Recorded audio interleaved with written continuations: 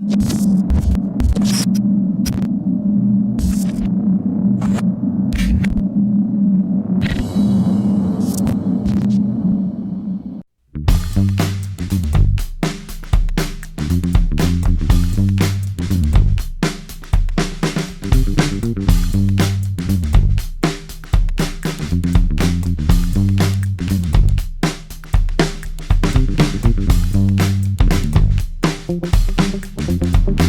today we have a Lancer EX 2.0 GTA, which we're going to be installing our pretty famous power package. The power package consists of a K&N air intake, our Hotpipes headers, and tuning with Unichip or ECU reflash. It's actually those three basic things. Most people would notice that we don't include the full exhaust or the muffler in it because these are the things that actually make power, and if you really don't want your car to be noisier or have a nice shiny tip, then you don't need to get the muffler and the rest of the exhaust. So all these three things alone will actually give you more power, better torque, and slightly better fuel economy as well. How much power? On a Lancer GTA we actually get anywhere from 15 to 18 horses more from stock, so that's quite a big bump already. These things, from what we know, should make anywhere from 100 to 110 stock on the dyno, and after we're done with it, around 120, 125 sometimes. If you're lucky, we see 130 horses to the wheel. And now we'll see what the components are made of. Okay, a question we always get is, anong tatanggalin sa kotse when you install the power package? So this is it. These are the things we remove. This is the stock intake system, which consists of the airbox, some tubing, rubber tube, and this is the stock header. These are the only two things we remove, and then this one you get to keep when you bring your car home. So in the event that you do sell the car, you can put everything back to stock and sell it as is, as original. As you can see, it's all bolt-on, meaning the only thing that's needed to remove these items are nuts and bolts. That's why it's called a bolt-on. So this one here, there's a bolt here and there, that's on the engine. So there's a nut there, so we remove that nut. Everything comes off, everything can be put back. We do not cut the original pieces, we do not modify the car in any way. We leave everything as is original. And then these are the things we replace it with.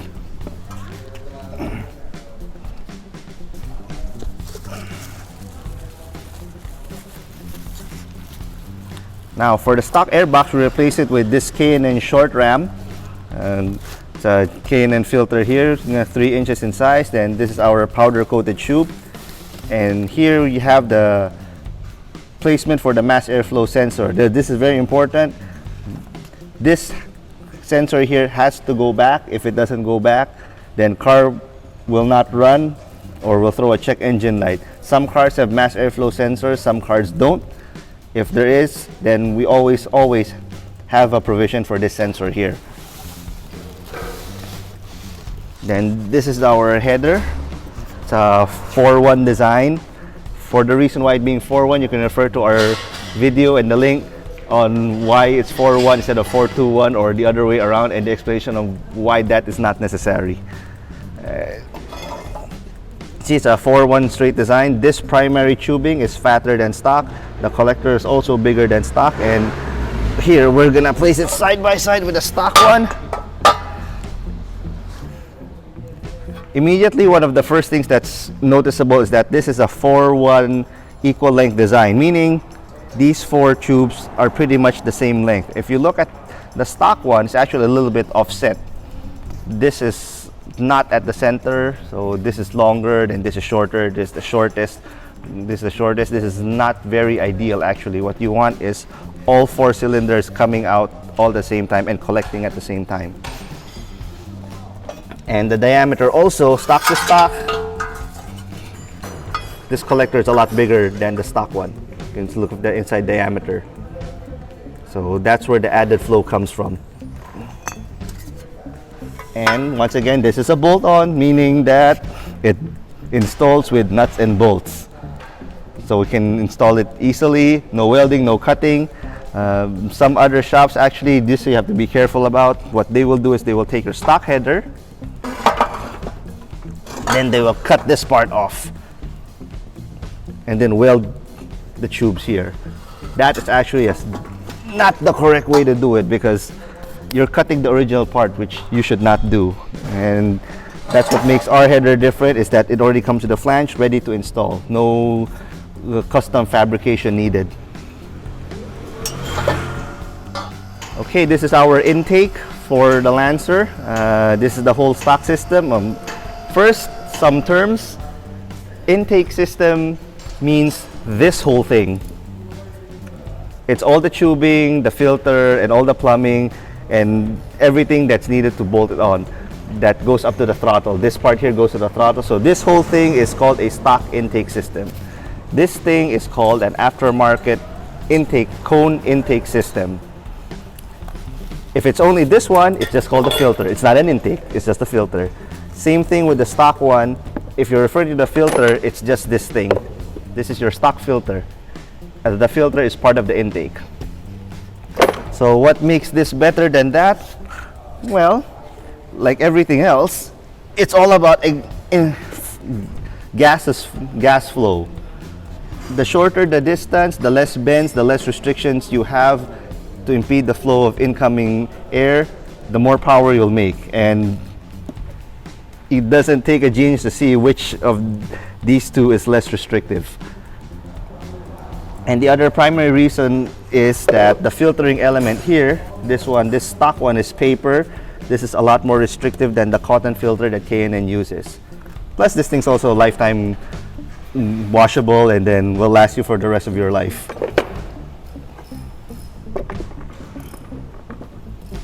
So now let's have it installed in the car.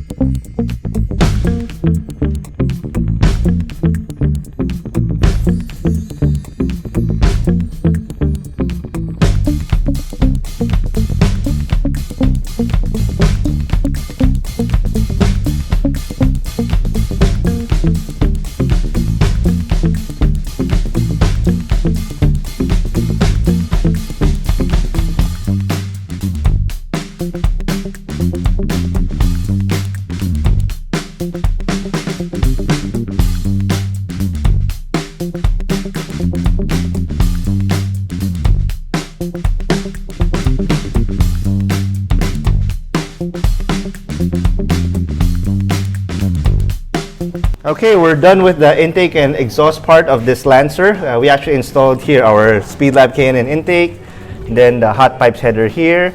He actually requested that we delete the catalytic converter, which is downstream anyway, so that's fine, because he wanted more sound. And he also got a Borla muffler, because also he wanted more sound and some looks. So this is the Unichip that we're installing. This is the wiring diagram that we have for the Lancer. So for all you electrical engineers out there, this should not be too hard to figure out. Those are the wires from the ECU. This is a 1K resistor for the MAF signal right there. And as the diagram says, location of the ECU is in the engine bay next to the air filter, which is actually this one. This one here, ECU. One of the other questions that we get is, where do you put the Unichip? The short answer is it has to be near the ECU. And as most modern cars are right now, the ECU is actually here in the engine bay. Once upon a time, old Corolla, old Civic, it's there inside the dashboard. And the next question is, hey, we actually have here one of our good friends here, Jeremy. Your question a while ago was about the cover and shroud. Yeah, about the cover and the shroud and the thing. And does the Unichip have to be inside the engine bay? Yeah. Well, here's the thing. When it comes to temperature and, in that kind of sense. Well, what's hot for you and me, the human, is actually not hot for the engine.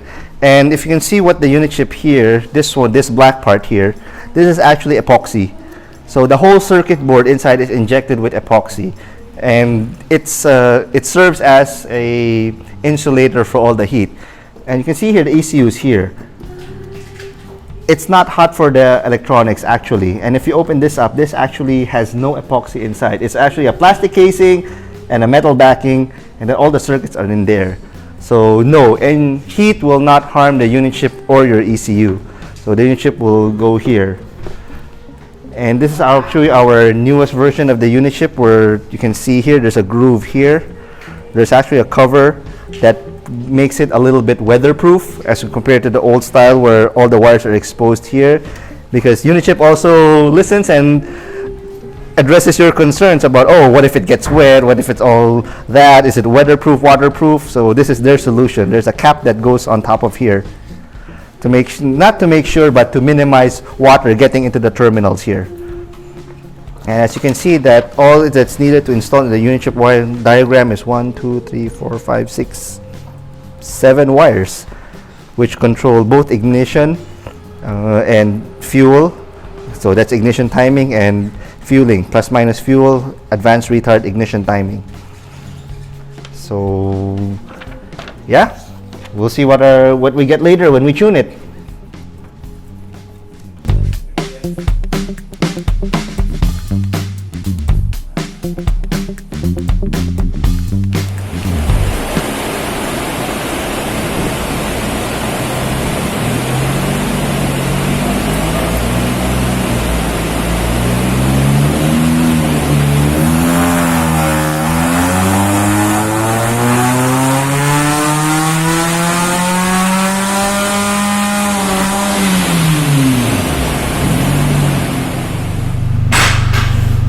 Okay, we're done with the Unichip install and we're done with the tuning, and I can say it's pretty impressive. This is the dyno chart that we have. This is the car where we got in a while ago, baseline, before we did anything, no intake, no headers, and pure stock, no nothing. It's around 117 horses, and then after tuning with everything, the power package, we got 134, 17 horses more. But the biggest gain is actually here at around 3,000 RPM, from 40 to about 75 horse right then and there. That's 35 horses right there. The torque is even more dramatic. At the same 3,000 RPM, from 70 foot-pounds to 130 foot-pounds, it's more or less double. One of the particular reasons why it's like that is because when we look at the air-fuel ratio of the stock, it's absurdly rich. It's in the 11s, this part. This should not be. Why it's like that? Well, what can we say? Every car is different. The ideal air-fuel ratio should be around here at the 13.5 to about 13 range. Don't mind the spike there. We have here, there we go. There you go. This is the correct air-fuel ratio, right then and there. Should be about 13s here up to mid-range RPM, then go up to about 12 and a half towards red line. As you can see, power is still the same. Power graph still the same here. It's the blue line. So overall, not bad. Not bad at all. Definitely he'll feel the kick at the low RPMs here, especially from 2000 onwards, because that's where most of us use it anyway. And one thing's for sure, it's not gonna be as matakaw sa consumo, because it's not gonna be this rich either. This is like turbo territory rich. So yeah, Lancer with SpeedLab power package gives you great results.